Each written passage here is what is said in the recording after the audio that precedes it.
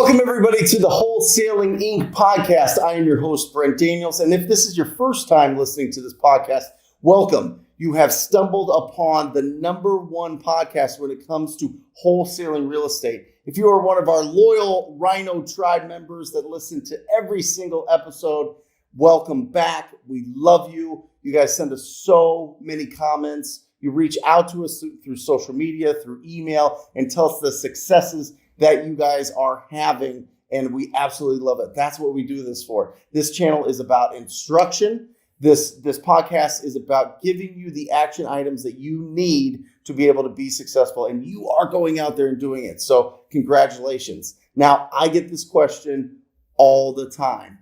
Everybody wants to know, who is your TTP top guy, right? Somebody that has taken your program, implemented it into their market, into their business, and has just exploded. Well, it is my absolute pleasure to introduce the number one top performer when it comes to the TTP program, and that is Mr. Brandon Barnes from Atlanta. Say hello to everybody. Hey, how's it going? How's it going, man? Thanks for having me back on. This is incredible. So we did a podcast 2 years ago. Right.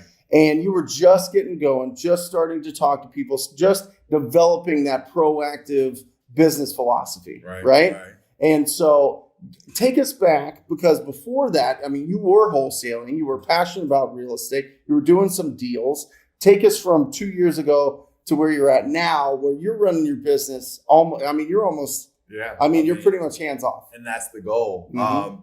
2 years ago, I believe at that time, I was still the only one making the cold calls. Yep. And then, that's tough because, at that point, I'm trying to call and follow up and do deals and put deals together, be at closing attorneys and, meeting with sellers and tenants. And it was rough. Yeah. I think at that point, I had maybe done 80K in just TTP cold call deals. Yeah. You fast forward, we're blasting through $1 million in revenue this year, and I haven't talked to anybody. Right. So it's amazing how quickly that turned around. Well, and let's talk about that, because this is really important. You have people that are starting out. They hear these podcasts or the YouTube channel. If you're listening to this, make sure you go to the YouTube channel at Brent Daniels Real Estate. Check us out. You can see us.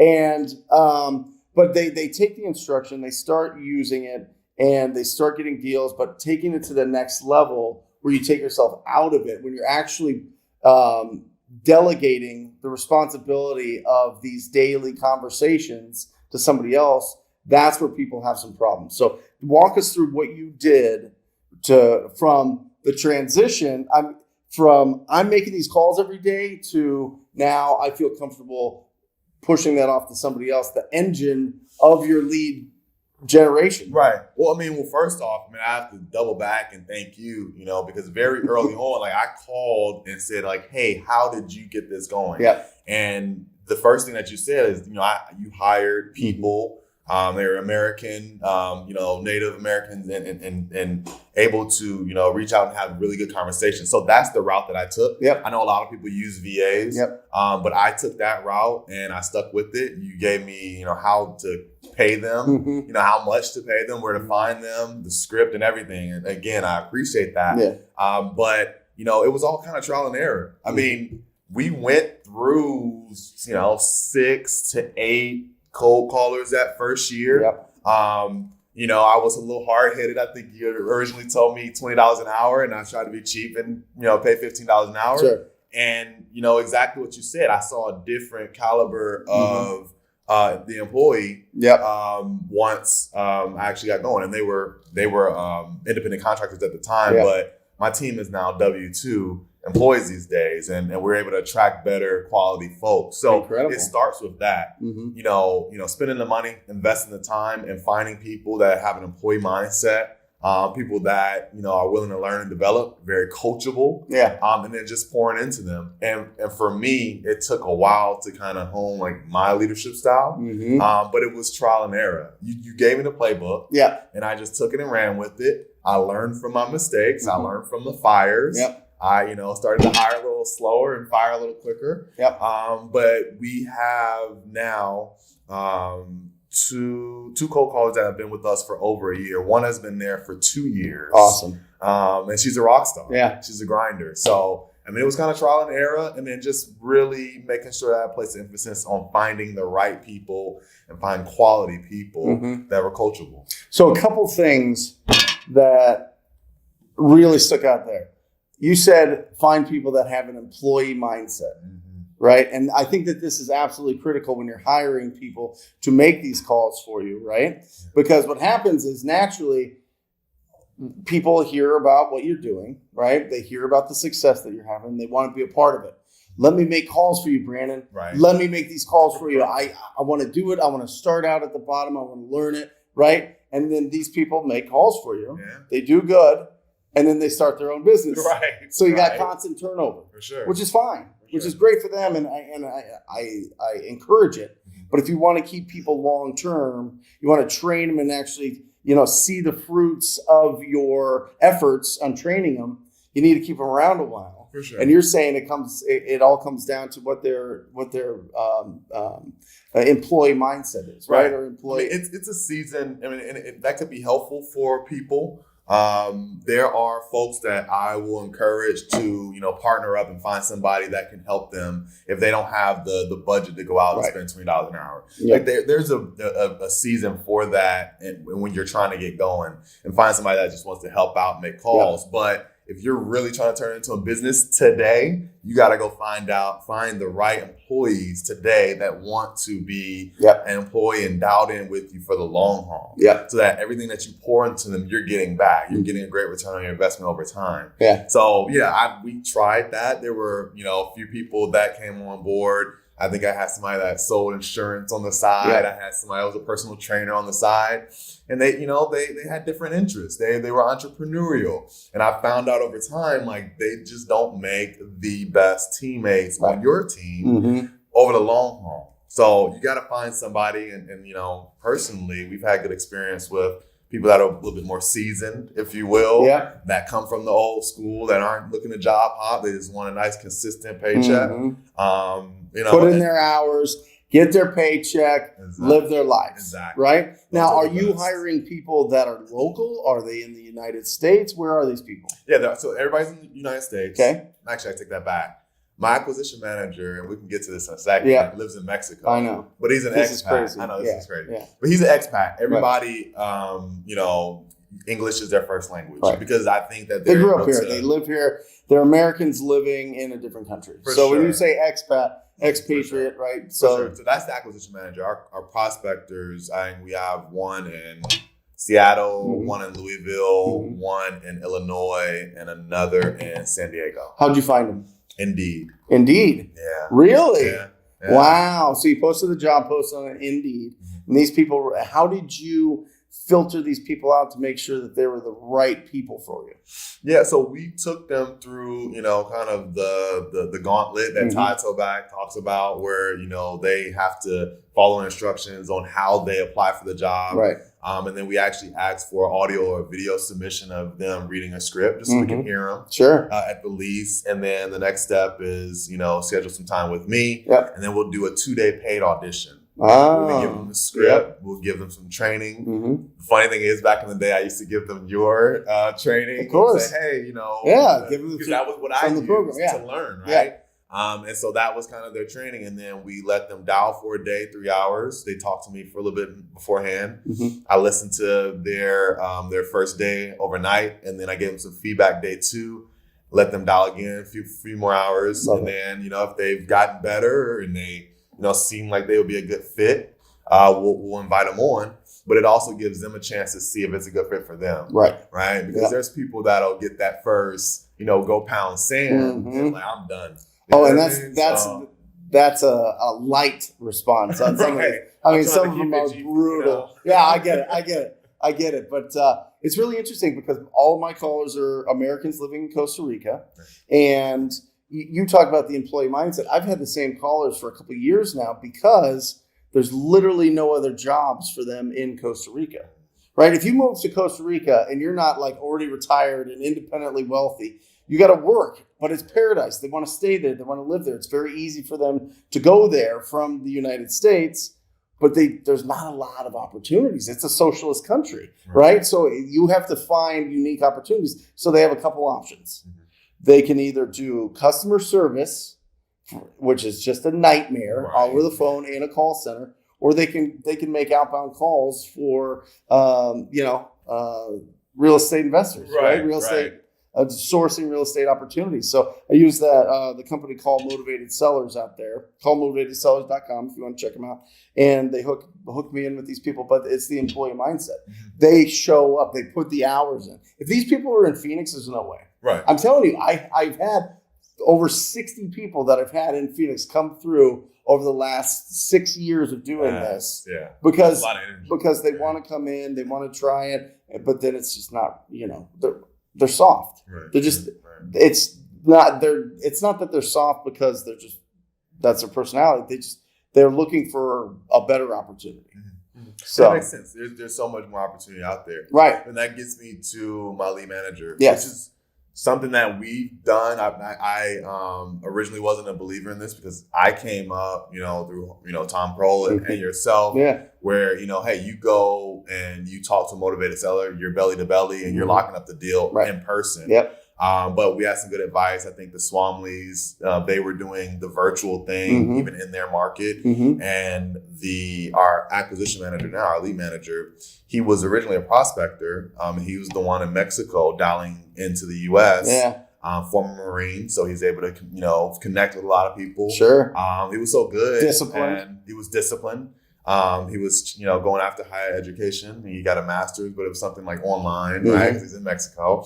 And he was coachable. And so I saw that in him, and I, promoted him to the acquisition manager, and he's locking up, 2 contracts each and every week at a bare minimum, and we're doing good things with that. Like all he's doing is just following up.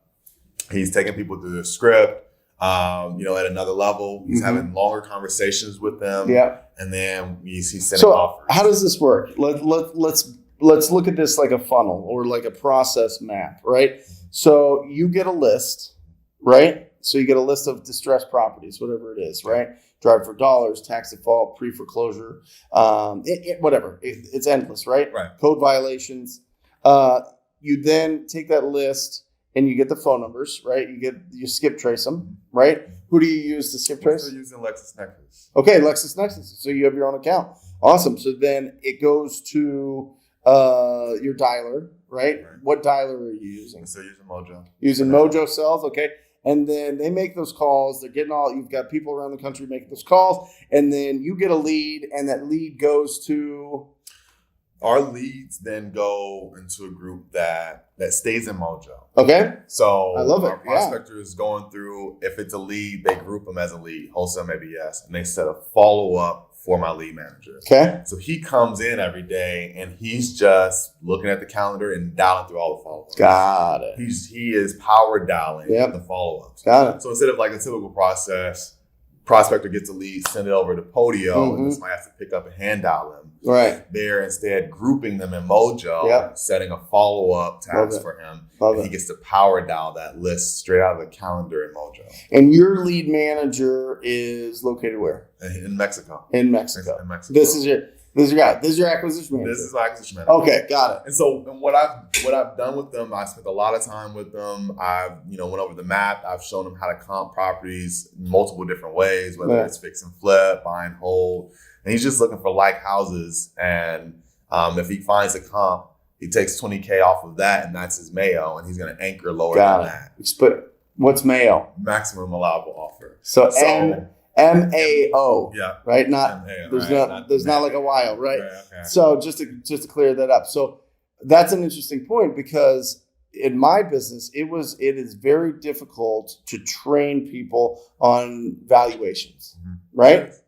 It is. I mean, we anchor low, obviously, as much as possible, but once it gets into the nitty gritty, how did you train them on, and maybe people that are just starting out getting used to this? The toughest part when you start out is this deal or no deal? And then how big of a deal is it, right? That's absolutely the toughest part. It is. I mean, even for myself, when I was getting going. Yeah. I mean, the biggest thing is that he was trainable. He was coachable. He was bright. He was. So is this something that you do like online? Right, like you're doing like a Zoom call and you're sharing stuff? So yes, sharing screen. So anytime he has a deal that, he's iffy on, we'll hop on a screen share and then we'll just look at the map on Zillow together. Yep. We'll click through properties and really try to find a similar comp property or a property that is similar to that. And so we're looking for another home with a similar square footage, similar age, structure, that's sold as is. So whether it's sold, move-in ready as a rental, you can kind of get a feel from the pictures. Or if it's sold, as a fully renovated property, I'm gonna look in the price history and see what it sold at before that. And every property doesn't have that data, but you can kind of get a feel for kind of what was that sales price to the investor. And from that, what are the buyers actually spending on these things? Exactly. Right? That's all we're looking for. That's all we're concerned with. I'm not worried about repairs as much because it's a volume business. If we make offers at where our maximum allowable offer is $20K less than what we think it would sell for, then we should win. If we do enough of that, there are offers that will stick. And that's our thing. We do it through DocuSign. The VA takes care of sending the offers. He just sets a task for them and he keeps on dialing. Love it. So what I did with he was an acquisition manager. He's now my disposition manager. He sells them all, Billy Bell, is I would pull 10 addresses that were tough to comp, right? And I'd send it to him. And then I would comp them. And then he would comp them. And then we'd look at the notes and I tell him, this is why I think that this is the price, right? And this is why I think this is the price. So I did that week after week after week after week till he knew my brain. He knew the opportunity. Because sometimes comps aren't just what it is. Sometimes it's supply and demand in some areas. And you need to understand that, listen, I can lock this up higher because there's nothing nothing lower than this on the market. So people are going to go after it. That's the type of thing. Like you said, it's trying to get your acquisition manager, your team member to think like you, to see it as you would. I mean, if that is your specialty, and that you bring up a great point. There's different factors. It's not always just the repair and the square footage. It may be the school zone, or it may be the seasonality, what point of the year it is. Historic houses versus rate. You know what I mean? Exactly. There's so many things, and so it's just spending that time with them. I wasn't as structured as you. I get it. But we did it on a one-off, and we use a communication platform in our company, use Slack. And so anything he has a question for, every day we're looking at a property or so together. And I'm giving him some feedback. He's taking notes. And you just have to keep pouring into him. And that's why it's important to have an employee, somebody that's going to be here for the long haul. Because if I spent all that time with them and he's just going to turn around and jump ship next month, then I've lost. 100%. So much time, and energy. So it was like you said, just pouring that time to help him see things as I would. Well, I love it. He's in Mexico. I know. What is he going to do? Start his own company? You know what I mean? Like that's a huge thing. He's in Mexico. He wants to live there. That's the lifestyle he wants. But he wants to also work with you. You provide this perfect opportunity. He wants to do his best. He wants to keep this job. Because of the employee mindset. Oh, for sure. And I think that's huge. The coolest part, he's actually training our new hires now. He's listening to their calls. Honestly, how much time do you spend in your wholesaling business? These days, a week. Not much at all. Maybe 5 hours. 5 hours a week. 5 hours. 5 hours a week. And you're going to do over $1 million this year. Yes, for sure. We're already close to 8. That is what I'm telling. And not only that, you're really unique because now in Atlanta, you're like the hub of bringing all the best real estate investors together, right? Talk to me about your RIA. Talk about your meetup. So REI Live Atlanta.